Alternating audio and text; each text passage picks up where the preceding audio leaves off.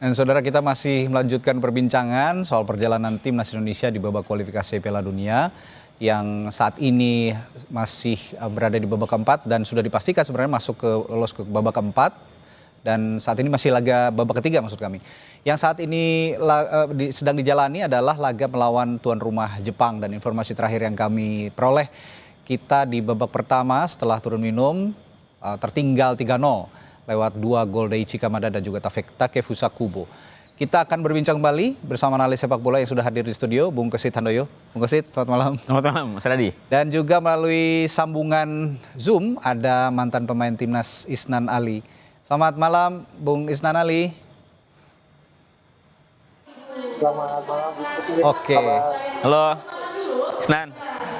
Ya, ini saya ke Bung Isnan langsung ya. Ya pasti Bung Isnan juga sudah menyimak lah ya babak pertama tadi, 45 menit babak pertama berjalan. Sepertinya memang barisan pertahanan kita belum mampu mengantisipasi serangan-serangan rapi yang sudah disusun oleh Jepang. Kalau saya lihat memang Jepang ini bentuk permainannya sudah terbentuk sejak awal, sedangkan kita masih sejak menit awal babak pertama mencari bentuk permainan. Ada catatan untuk lini belakang kita, Bung Isnan? Oke, Mas, memang Indonesia dipaksa defense ya, dipaksa bertahan oleh tim Jepang. Kenapa? Ya. Karena tim Jepang menguasai bola, menguasai ball position.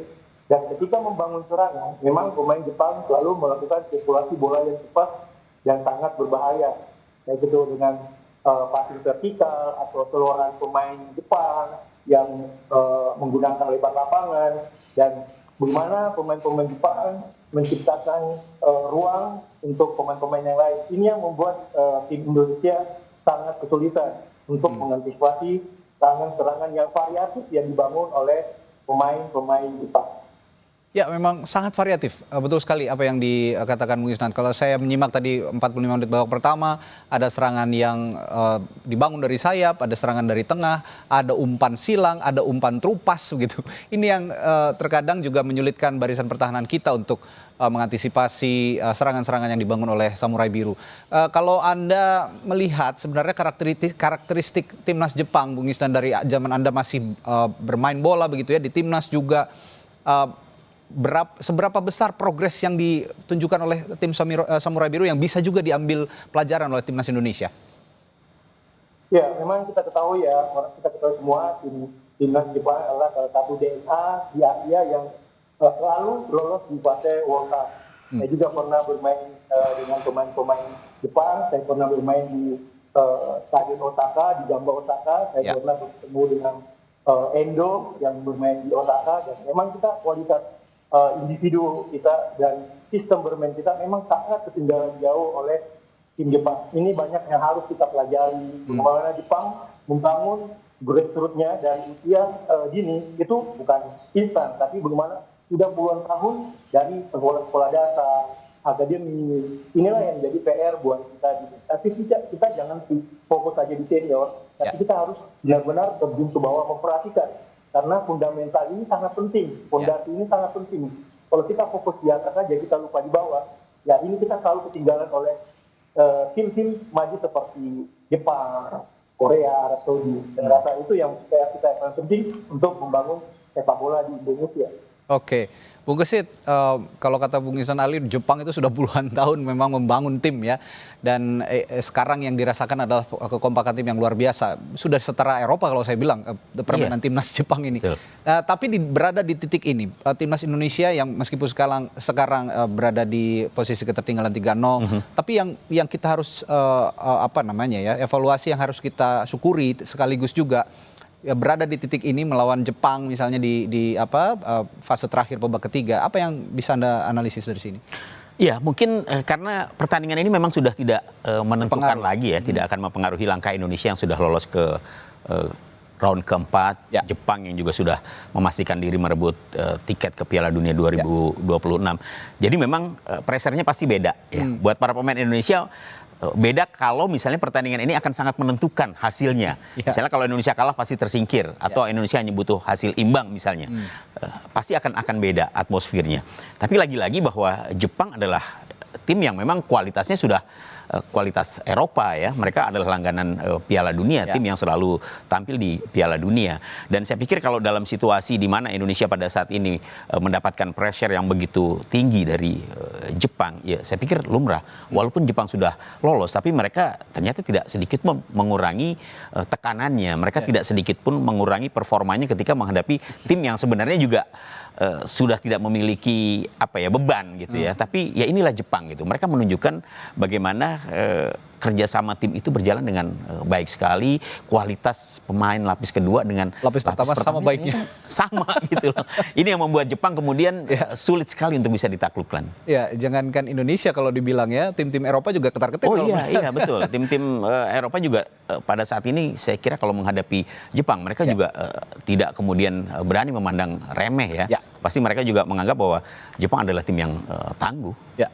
Kita bahas lini per lini kalau begitu tadi di 45 menit babak pertama. Saya lihat sebenarnya tadi kan Yakob Sayuri dan Kevin Dix menjadi starter untuk kemudian Kevin Dix digantikan oleh Yakob Sayuri karena mengalami cedera tadi ya, dan Marcelino Ferdinand masuk menggantikan Yakob Sayuri juga, namun berbeda posisi, Beckham ke kanan sepertinya, Marcelino ada di kiri. Ya. Apa yang ingin ditunjukkan oleh Kluivert dengan masuknya dua pemain ini? Saya pikir mencoba untuk memanfaatkan ketika bola sudah di tengah ya. Kemudian bagaimana kita tahu bahwa Marcelino punya kemampuan individu yang bagus. Dia berani pegang bola. Sama seperti Beckham Putra ya, debutan yang pertama kali tampil pada saat menghadapi China, tapi dia juga sudah memperlihatkan kemampuannya, rasa percaya dirinya juga muncul. Saya pikir ini sepertinya akan coba dilakukan oleh Patrick Kluivert. Tapi lagi-lagi bahwa untuk bisa melakukan build up, untuk bisa bagaimana Marcelino bisa lebih leluasa, Beckham bisa lebih luasa memainkan perannya, atau Yakob Sayuri misalnya.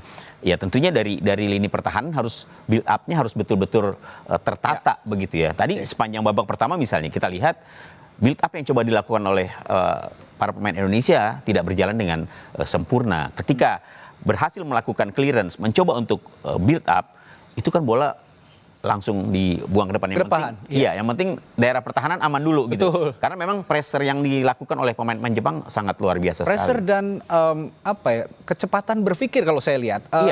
Mereka bermain dengan sangat cepat tanpa berpikir lama, bisa memberikan passing, bisa memberikan umpan. Sedangkan kita begitu memegang bola, ada beberapa detik gitu ya, untuk melihat pemain lawan. Sepertinya kaki pemain Jepang udah punya mata. Dan sepertinya tidak ada area kosong yang kemudian bisa dicoba untuk dimanfaatkan oleh para pemain Indonesia. Justru Jepang bermain begitu luasa ya, keterampilan individu para pemainnya. Kemudian bagaimana mereka juga melihat space yang kosong, yang kemudian dengan kemampuan individunya yang baik, mereka tuh selalu bisa untuk bisa melewati 2-3 pemain Indonesia ya. Jadi ya lagi-lagi dengan kemampuan para pemain Jepang, ya walaupun mereka hanya menurunkan kebanyakan pemain yang selama ini lebih banyak duduk di bangku cadangan, tapi pengalaman mereka bermain di klub-klub besar Eropa sangat luar biasa, seperti Kamada misalnya. Dia bermain untuk Crystal Palace. Ya. Tadi dia sudah menciptakan 2 gol. Jadi ketajamannya sudah sangat teruji ya, walaupun dia tidak disangka-sangka juga Endo dan Kubo malam hari ini jadi starter, itu juga yang mungkin membuat pemain-pemain kita loh kok. Iya, artinya dua pemain senior Jepang dengan kapasitasnya yang sudah begitu baik ya, bermain di klub besar Eropa. Kubo di Real Sociedad, kemudian Endo bersama Liverpool gitu. Ya mereka begitu enjoy, begitu tenang gitu. Jadi kalaupun mereka mendapatkan pressing dari pemain-pemain Indonesia, begitu mudah untuk melepaskan diri. Saya tanya dari POV-nya seorang wingback kalau begitu ya. Bung Isna dulu kan posisi Anda sebagai wingback ya, Bung Isna Ali ya. Ya, nah kalau melihat posisi wingback kita di kiri tadi kan ada Dean James, di kanan juga sebenarnya ada Kevin Dix dan digantikan Yakob. Sekarang sepertinya posisinya coba diisi oleh Beckham Putra. Kalau menghadapi tim dengan pressure tinggi seperti Jepang tadi yang tidak memberikan kesempatan kita berpikir lebih dari 3 detik sepertinya, apa yang harus dilakukan pemain-pemain belakang kita menghadapi tim seperti ini? Ya, memang ya dalam situasi yang kita lihat tadi pertemuan babak pertama, Jepang selalu menciptakan overload posisi. Artinya Jepang selalu membuat pergerakan atau menang jumlah di posisi unit misalkan di kiri dan di kanan. Nah, inilah yang membuat tim kita kesulitan. Ya, satu-satunya ialah kita disiplin posisi, walaupun itu kita menjaga 2 pemain, berarti artinya kita masuk ke dalam dengan mengontrol dua pemain, dengan kita memanggil pemain yang lain untuk membantu menutupi atau menjaga pemain yang itu. Nah, inilah yang tadi beberapa kali kita kesulitan menjaga pemain Jepang, karena ketika pemain Jepang memegang bola 1 orang, itu bukan 1, 2, 3 orang, tapi banyak sekali pergerakan-pergerakan yang dilakukan pemain Jepang, yang itu yang membuat lini pertahanan kita sulit. Ya. Kecepatan berpikir para pemain Jepang, terutama di lini tengah dan juga lini depan, ini tidak memberikan kesempatan juga pemain belakang sepertinya untuk berkomunikasi agak intensif begitu ya, karena sangat cepat sekali serangan-serangan yang dibangun. Kalau komunikasi yang dibangun sejauh ini, meskipun dengan waktu yang sangat sempit untuk berpikir begitu, apa yang harus dibangun komunikasi di lini belakang, Bung Isnan? Ya, tentunya ya harus tingkatin lagi komunikasinya, bagaimana compact defense, bagaimana deep ke dalam dulu, walaupun di kepala kita jaga jumlah orang, tapi bagaimana kita benar-benar menjaga garis pertahanan kita, menjaga blok, jangan sampai pemain-pemain Jepang itu terlalu mudah memasuki box penalti kita. Dan ini adalah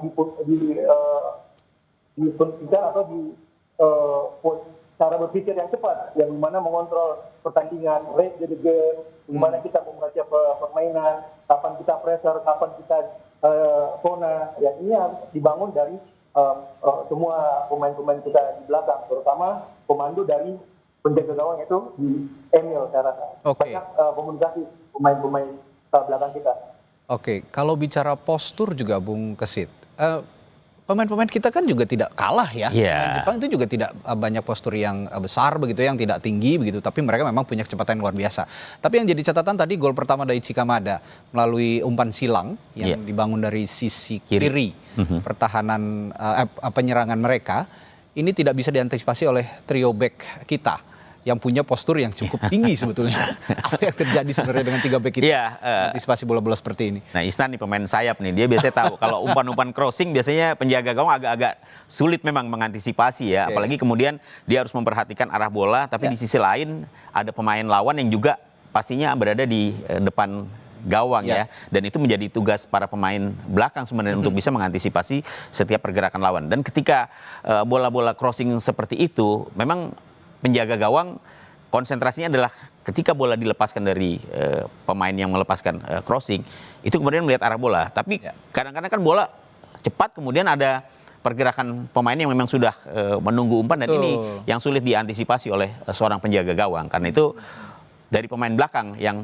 biasanya memang harus lebih cermat mengantisipasi pergerakan dari pemain-pemain yang akan mendapatkan umpan tersebut. Oke, tadi saya lihat juga seperti kurang komunikasi antara Bang Jay kalau saya lihat dengan Justin Hubner yang sepertinya tidak mengawal pergerakan Daichi Kamada yang muncul dari belakang.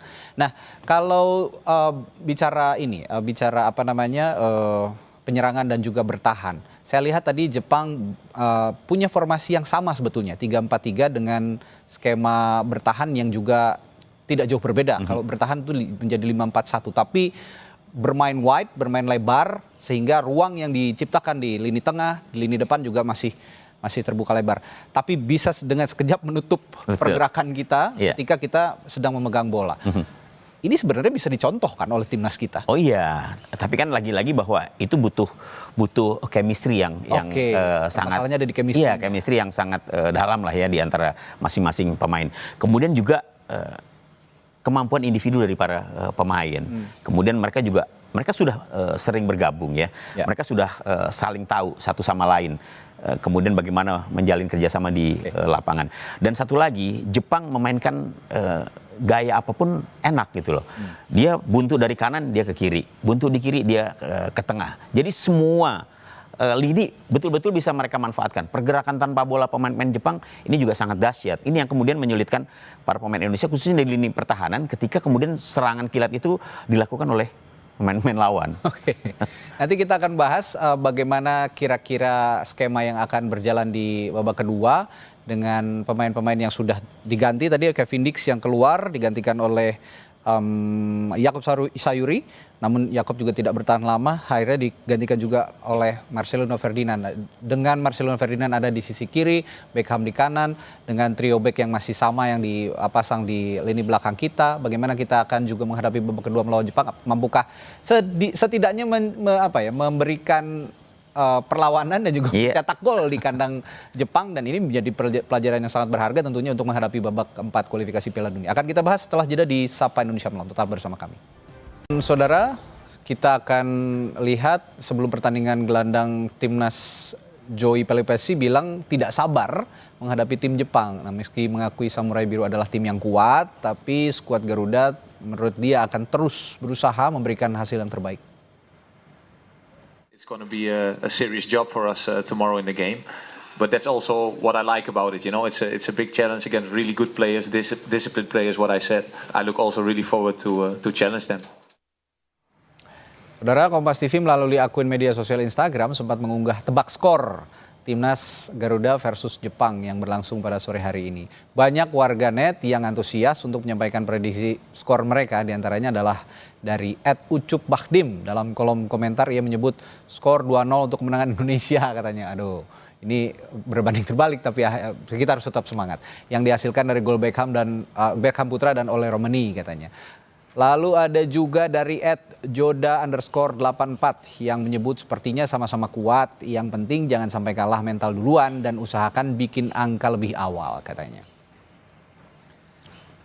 Lalu juga selanjutnya ada dari @hariputraananda di kolom komentar cukup banyak menganalisis pertandingan. Ia mengulas tentang timnas Indonesia dan Jepang yang sama-sama ingin unjuk gigi di laga kualifikasi Piala Dunia. Jepang dinilai akan menutup pertandingan dengan kemenangan katanya. Sementara timnas Indonesia juga tidak kalah, akan unjuk gigi dengan rotasi pemain yang jarang tampil dan diharapkan bisa membawa kemenangan. Prediksi antara Jepang dan Indonesia katanya adalah 3-1 seperti untuk kemenangan Jepang ya. Ya, informasi terbaru sudah 4-0, Jepang unggul atas Indonesia, dan kita akan pantau kondisi terkini pertandingan timnas Indonesia melawan Jepang di Stadion Suita City, Osaka, Jepang. Ada jurnalis Kompas TV Angga Nuriski. Angga, bagaimana kondisi di sana dan jalannya pertandingan sejauh ini? Kabarnya sudah 4-0 di sana ya? Ya, betul sekali. Saat ini pertandingan, sayang sekali Indonesia harus tertinggal 4 gol dari timnas Jepang, di mana di babak pertama saja Indonesia sudah kebobolan 3 gol yang masing-masing dicetak oleh Daichi Kamada pada menit 19 dan menit injuri babak pertama, dan 1 gol lagi dicetak oleh Takefusa Kubo pada menit 19. Memang dari skema gol yang tercipta, kami menggali informasi bahwa memang timnas Jepang telah melatih situasi crossing begitu ya untuk pertandingan kali ini, makanya mereka terlihat cukup apik dalam situasi crossing begitu, dan sayangnya Indonesia gagal mengantisipasi situasi tersebut. Terlepas dari itu, memang Jepang bermain dengan pola pertahanan, garis pertahanan yang tinggi maksud kami, dan tekanan agresif dimulai bahkan sejak sepertiga lapangan Indonesia begitu. Ini membuat pemain Indonesia cukup kesulitan mengembangkan permainan.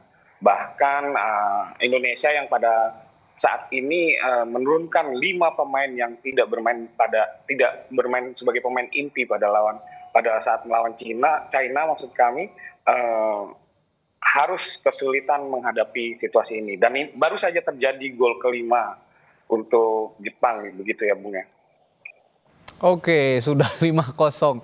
Tadi belum saya sampaikan, ini Ryoya Morishita yang menceploskan gol keempat untuk Jepang. Dan saya belum tahu nih, yang kelima baru saja seperti Angga bilang, gol diceploskan kembali. Dari siapa gol yang tercipta dari timnas Jepang kali ini 5-0, Angga? Ya, kami sendiri belum mendengar siapa yang mencetak gol kelima, namun yang jelas kita tentu berharap Indonesia mampu setidaknya menciptakan gol hiburan di pertandingan ini. Mengingat supporter yang datang, saya harus bilang bahwa 3.000 supporter yang datang itu hoax.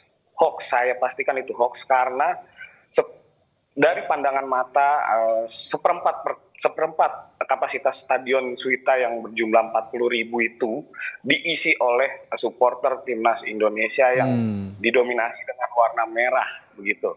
Dan mereka juga tidak hanya datang, tapi juga menampilkan tifo yang cukup apik menurut kami, bahwa ada 2 jersey yang disandingkan, jersey Jepang dengan nomor punggung 20 dan jersey timnas Indonesia dengan nomor 26 yang kami terjemahkan artinya bahwa timnas Jepang kami temenin untuk ke World Cup 2026, begitu.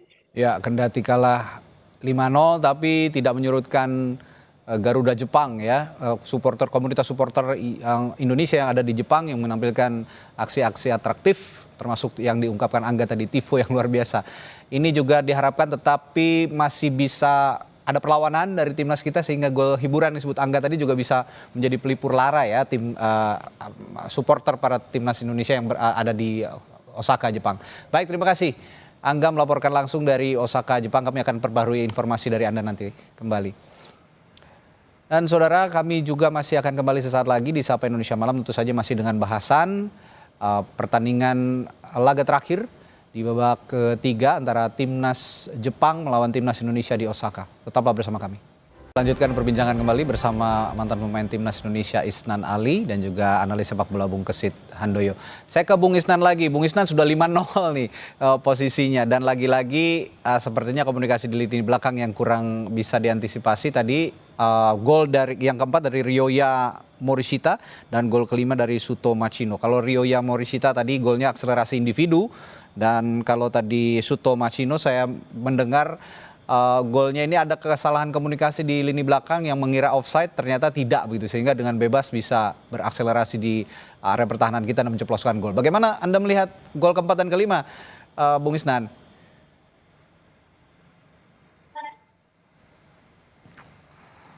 Bung Isnan? Oh, sepertinya ada kendala komunikasi, nanti kami akan perbaiki. Kalau gitu pertanyaan, ya Bung Isnan? Mas. Oke, bagaimana melihat gol keempat dan kelima? Kalau gol keempat tadi sepertinya saya dengar akselerasi individu. Nah, gol yang kelima sepertinya ada kesalahan komunikasi menyangka offside tapi ternyata tidak. Sehingga tadi pemain Jepang Suto Machino dengan bebas melakukan akselerasi dan menceploskan gol ke gawang Emil Audero di menit yang ke berapa tadi? Saya catat menit ke 58. Bagaimana Anda melihat gol keempat dan kelima ini, Bung Isnan? Ya benar. Apa yang tadi disampaikan Kesit ya. Kita benar-benar dikurung pressure yang sangat tinggi sehingga kita dipaksa untuk berbuat kesalahan oleh timnas Jepang. Kita melihat di babak kedua Jepang sangat dominan sekali di babak kedua ini, di mana dia menguasai position dengan hampir 70% position yang dikuasai Jepang, sedangkan kita 30%. Shot on goal aja Jepang kita lihat itu 13, kita tidak ada sama sekali. Terus on targetnya aja Jepang 6. Dan inilah peluang-peluang yang sangat-sangat sulit untuk kita bisa imbangi. Syukur-syukur kita bisa menahan, jangan sampai lagi kebobolan. Karena kalau kita bisa keluar lagi untuk menyerang terbuka, ini jadi bumerang buat kita untuk sehingga Jepang bisa menciptakan peluang terjadinya gol lagi. Saya rasa pemain kita benar-benar harus disiplin lagi untuk tidak mudah membuat kesalahan yang dasar sehingga kita bisa meredam penyerangan yang dilakukan oleh timnas Jepang. Ya, sudah 5-0 memang sepertinya udah sangat-sangat mustahil untuk terkejar dengan posisi saat ini. Tapi Bung Kesit setidaknya ini bisa jadi ajang coba-coba Kluivert menurunkan pemain-pemain mana yang lebih fit begitu, mana yang lebih baik chemistry-nya satu sama lain. Begitu kira-kira ya? Ya, saya pikir pertandingan terakhir lawan Jepang ini ya bagi Kluivert memang menjadi ajang untuk sekaligus ya melihat bagaimana pemain-pemain yang sebelumnya belum pernah diturunkan atau pemain yang sebelumnya hanya mendapatkan menit bermain sedikit ini dicoba oleh Kluivert gitu. Ya walaupun hasil tetap akan ikut berpengaruh lah ya. Jangan sampai kita kemudian kalah lebih besar dari ketika menjamu Jepang di Jakarta. Di GBK, gitu ya. Waktu itu kita kalah 4-0 ya. Jadi saya pikir dengan 5 gol yang saat ini sudah tercipta dan sudah melakukan pergantian begitu banyak ya. Kita lihat tadi juga ada Shane Patinama sudah masuk, Ricky Kambuaya juga sudah masuk. Jadi ya bagi Kluivert memang kesempatan untuk melihat, untuk melakukan rotasi bagaimana kemudian skuad yang dimilikinya ini mampu untuk bisa menghadapi tim sekelas Jepang. Saya pikir menit bermain juga sangat penting, pengalaman bertanding juga sangat penting. Ini sebagai modal untuk para pemain menghadapi round keempat. Walaupun masih September ya mainnya, tapi saya pikir pengalaman bertanding tetap menjadi sebuah kebutuhan yang harus diberikan kepada para pemain. Oke, satu nama lagi yang masuk ke menggantikan Joey Pelupesi adalah Stefano Lillipali. Ini dicoba juga sepertinya masuk oleh Kluivert. Vano yang sudah tidak lagi muda sepertinya usianya, sudah 35 tahun, dan ada Shane Patinama. Dua nama ini apa yang bisa diharapkan dengan gempuran-gempuran yang terus dilancarkan Jepang? Kalau kita lihat Shane Patinama pemain yang termasuk jarang diturunkan ya. Terakhir ketika Indonesia kalah menghadapi China. Waktu itu kalah 1-2. Dan ada blunder dari dia juga. Ada blunder dari dia juga. Kemudian Stefano Lillipali kemarin menghadapi China mendapatkan panggilan untuk pertama kalinya di bawah asuhan Patrick Kluivert dan tampil di babak kedua ya. Ya bagi kedua pemain saya pikir ya lagi-lagi mendapatkan menit bermain. Tapi dalam situasi seperti ini saya pikir sangat sulit ya untuk bisa berharap banyak kepada mereka begitu. Kalau Kluivert di awal ketika akan menghadapi Jepang dari line up-nya saja juga kan tadi kembali ada kejutan gitu ya. Kita pikir mereka akan atau Kluivert akan menurunkan formasi terbaiknya, tapi ternyata masih jadi dari awal juga kelihatan coba-coba gitu. Beckham lah misalnya. Diturunkan sebagai starter. Saya pikir ini sebuah kejutan gitu dan sebuah keberanian ya. Tapi ya mungkin karena pertandingan ini lagi-lagi sudah tidak begitu menentukan, jadi ajang bagi Kluivert dan tim kepelatihannya untuk mungkin melihat satu persatu, mencoba untuk menerapkan formasi yang berbeda, kemudian juga skema bermain yang mungkin berbeda begitu. Dan ya pelajaran berharga di sini tentunya akan diperoleh. Yang dipersiapkan oleh Kluivert, Alex Pastoor dan juga Dani Lansat, kira-kira Bung Isnan untuk menghadapi babak keempat pertandingan yang akan menentukan kita bisa lolos langsung nanti di babak keempat atau harus menempuh lagi ke babak kelima. Ada lawan-lawan yang juga sudah kita kira-kira bisa hadapi begitu ya, nanti ada Oman, ada Qatar, ada Irak begitu ya.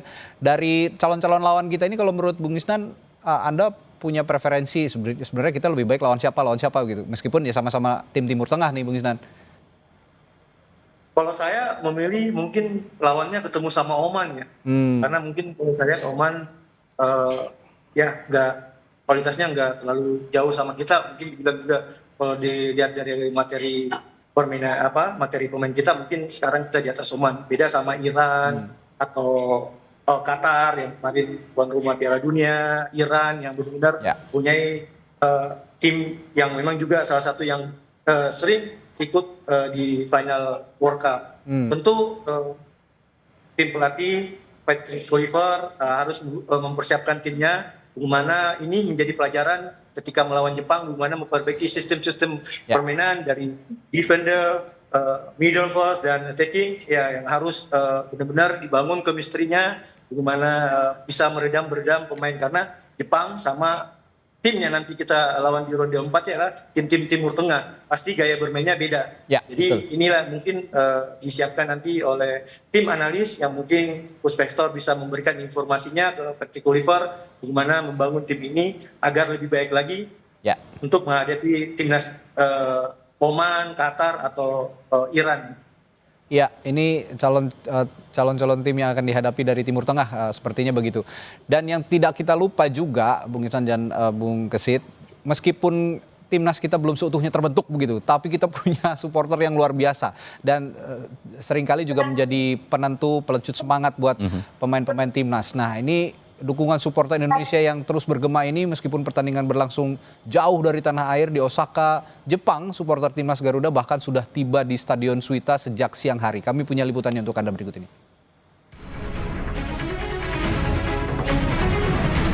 Meski bermain di Osaka, Jepang, dukungan terus diberikan oleh supporter timnas Indonesia.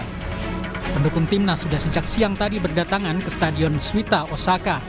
Pendukung timnas yang mengenakan jersey kebanggaan tak hanya datang dari Osaka tapi juga dari kota-kota lain di Jepang. Meski tidak lagi menentukan, supporter berharap timnas bisa mencuri poin dari Jepang. Karena kita sebagai warga negara Indonesia, kita harus dukung totalitas sepak bola Indonesia. Mas katanya ini 3.000, tapi kayaknya lebih ya Mas ya ini? Ya sepertinya begitu, karena memang antusias warga Indonesia di Jepang sendiri banyak sekali ya. Dari ujung utara sampai selatan. Kira-kira prediksi skornya berapa Mas? Insya Allah menang 1-0 saja. Sekitar 3.000 supporter termasuk Garuda Jepang akan hadir di Stadion Suita untuk memberikan semangat kepada para pemain timnas. Garuda Jepang siap tampilkan tifo pada laga ini. Hal ini telah disiapkan sejak lama dan mereka meminta Garuda fans yang hadir langsung untuk dapat bekerja sama dalam aksi tersebut.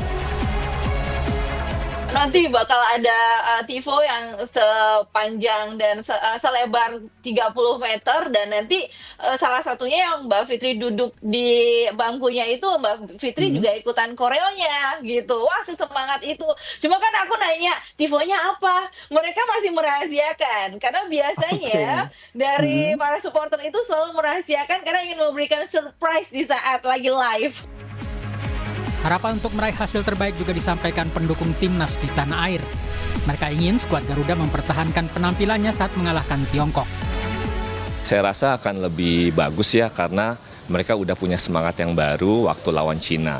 Dan pastinya mereka nggak mau kalah nih lawan Jepang, apalagi main di GBK kemarin kan kalah kan ya. Nah, mereka akan membuktikan dan akan mengeluarkan semua pemain-pemain yang bagus untuk melawan Jepang. Seru ya, karena Indonesia harus nyerang gitu untuk dapat poin, paling enggak untuk peringkat bukan untuk lolosnya. Kalau lolos sudah pasti lolos dan itu saya prediksi 1-0. Kalau kita melawan Jepang ya, kalau saya sih 50-50 ya. Nah, ya minimal kalau misalnya kita bisa golin ya 1-0 aja cukup.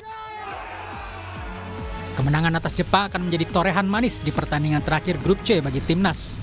Kemenangan ini juga bisa menjadi modal kepercayaan diri pemain timnas dalam menghadapi putaran 4 Piala Dunia. Tim Liputan Kompas TV. Ya, Bung Gesit, kita ini kan punya punya supporter sepak bola yang luar biasa fanatik begitu ya, dan tidak jarang memberikan andil positif juga untuk timnas. Kalau untuk perjalanan timnas nanti di babak keempat dengan kondisi supporter Indonesia yang begitu fanatik, kira-kira vibes positif yang bisa dipetik dari timnas Indonesia untuk melawan lawan-lawannya nanti di babak keempat bagaimana? Iya, yang jelas kalau kita lihat antusiasme supporter Indonesia ya, ketika Indonesia tampil lebih bagus dibandingkan dengan periode-periode sebelumnya, kita mampu lolos ke round ketiga, kemudian sekarang memastikan diri ke round keempat, dan kita lihat bagaimana supporter Indonesia ketika Indonesia main di kandang sendiri, itu namanya GBK udah sangat luar biasa ya, dipenuhi oleh supporter-supporter Indonesia. Dan nanti di round keempat pastinya ya, karena pertandingan dilakukan tidak di Jakarta, di Indonesia ya, ya pasti ada aja penonton atau supporter Indonesia yang hadir ke stadion. Seperti yang kita saksikan di Osaka pada saat ini. Pada saat di Bahrain pun juga, di Saudi Arabia juga, di China juga ya. Jadi di mana-mana ada sebenarnya supporter Indonesia, dan fanatisme mereka begitu terlecut ketika melihat tim nasionalnya berlaga. Oke, terakhir ke Bung Isnan, singkat dari POV seorang pemain. Biasanya kalau supporter yang fanatik itu kan ada dua yang ditangkap, antara pemain yang grogi atau malah tambah semangat. Kira-kira singkat saja, Bung Isnan, apa yang bisa dipetik dari pelajaran seorang supporter kita yang punya fanatisme tinggi terhadap para pemain? Ya, audionya masih oke, baik. Silakan, Bung Isnan. Sangat luar biasa ya. Banyak orang bilang supporter itu pemain ke-12 yang memberikan semangat pemain. Kita tahu supporter Indonesia sangat fanatik sekali. Saya kemarin juga nonton di GBK, malam takbiran Lebaran, itu stadion GBK full sekali, antusiasme yang luar biasa. Yang dibilang tadi sama Bung Gesit, di mana-mana selalu ada supporter Indonesia. Dan ini adalah hal yang positif menurut saya untuk pemain. Harusnya bisa membakar semangatnya, berjuang di lapangan. Karena tanpa supporter juga, dukungan supporter, kita juga pasti serasa ada yang kurang nih. Saya rasa ini modal yang bagus buat timnas Indonesia, apalagi di era sekarang. Timnas Indonesia sekarang tentu sangat membanggakan, bisa didukung semua lapisan masyarakat, bisa diterima, karena inilah satu-satunya kebanggaan kita, bagaimana tinggal sekarang federasi bisa memberikan prestasi lagi yang lebih baik. Ini saya rasa sekarang ini sudah lebih daripada cukup, bisa ditingkatkan lagi agar animo masyarakat bisa lebih sangat mencintai timnas Indonesia. Baik. Ya, informasi terbaru yang saya dapatkan sudah 6-0 sekarang skor yang dicetak oleh Jepang. Dan mudah-mudahan kekalahan besar malam hari ini melawan Jepang di Osaka bisa jadi pelajaran berharga, pelajaran besar untuk menghadapi babak selanjutnya, babak keempat, menghadapi tim-tim Timur Tengah yang saat ini sudah ditetapkan. Nanti juga bermain juga di luar Indonesia. Semoga bisa jadi pelajaran berharga. Terima kasih Bung Kesit dan juga Bung Isnan sudah bergabung di Sapa Indonesia Malam. Sampai jumpa lagi, selamat malam. Ya, selamat malam, Isnan.